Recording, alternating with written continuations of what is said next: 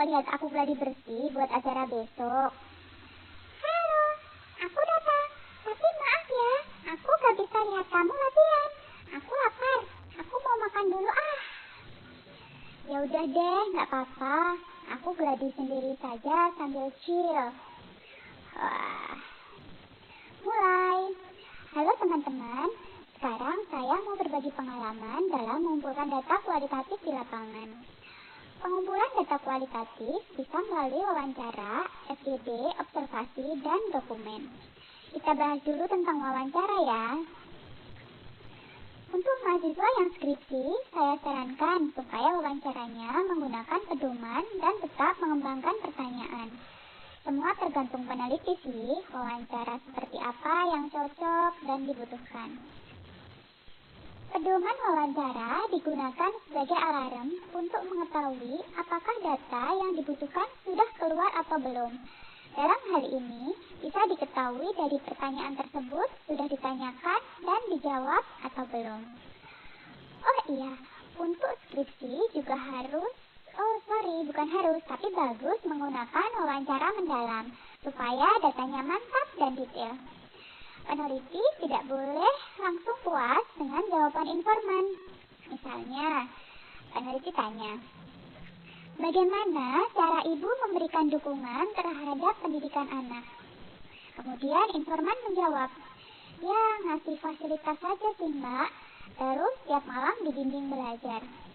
Jawaban ini masih perlu didalami lagi. Fasilitasnya berupa apa?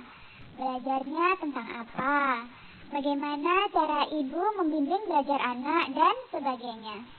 Begitu misalnya. Untuk memulai wawancara, buka obrolan ringan terlebih dahulu supaya wawancaranya terkesan natural dan informan bisa leluasa memberikan data. Ketika masuk ke rumah calon informan, jangan lupa ucapkan salam, perkenalkan diri, jelaskan maksud kedatangan, perlihatkan surat izin. Tanyakan pula, apakah calon informan tersebut mau diwawancarai pada saat itu juga atau tidak. Jika tidak, buatlah janji. Namun, jika beliau bersedia, silakan memulai wawancara. Jika beliau menolak, minta bantuan stakeholder untuk merayu. Namun, jika tetap menolak, cari informan lain yang memiliki karakteristik relatif sama. Maaf ya, salah-salah ngomongnya, hehehe. Lanjut, minta izin terlebih dahulu untuk merekam. Katakan jika jawaban informan akan dirahasiakan. Maksudnya tidak akan disebarkan ke informan lain kecuali hanya untuk kepentingan penelitian ini. Kok penelitian ini sih? Penelitian ini maksudnya. Nama informan pun juga akan disamarkan. Dalam kegiatan wawancara, sebaiknya dilakukan ngalir, santai, dan tidak membuat informan seperti diinterogasi.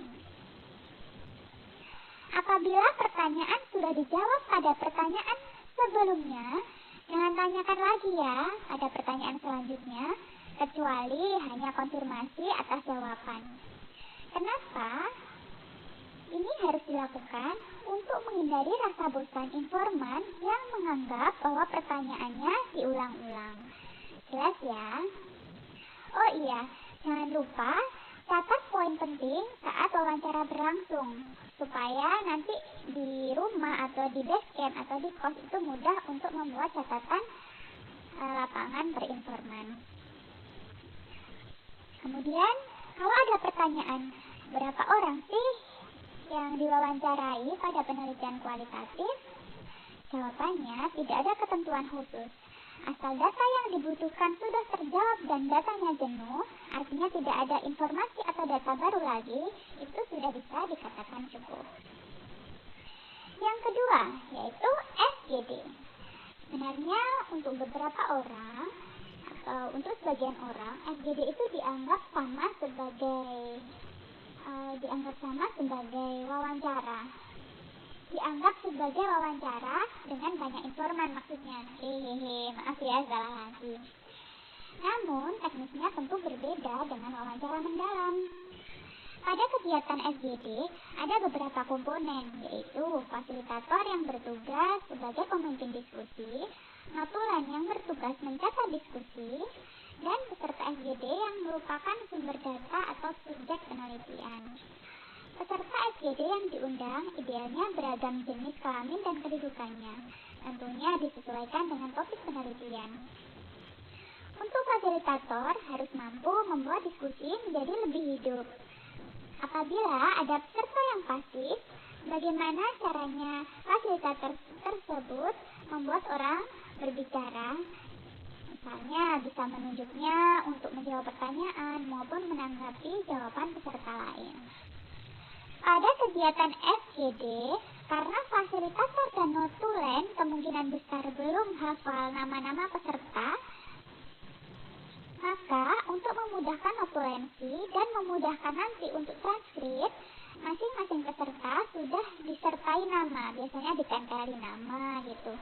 Dan ketika peserta tersebut berbicara, fasilitator akan menegaskan siapa namanya. Nah, ini tentu untuk memudahkan notulensi dan memudahkan transkrip ya. Jangan lupa mengisi daftar hadir. Maksudnya pesertanya itu mengisi daftar hadir yang di situ mencantumkan minimal ya nama, ada waktu, ada tempat dan posisi atau kedudukan. Yang ketiga yaitu observasi. Observasi bisa partisipan dan non-partisipan. Observasi partisipan yaitu kita sebagai peneliti melebur dan melibatkan diri dengan subjek penelitian. Sementara untuk observasi non-partisipan, peneliti mengamati subjek penelitian tanpa interaksi atau terlibat langsung.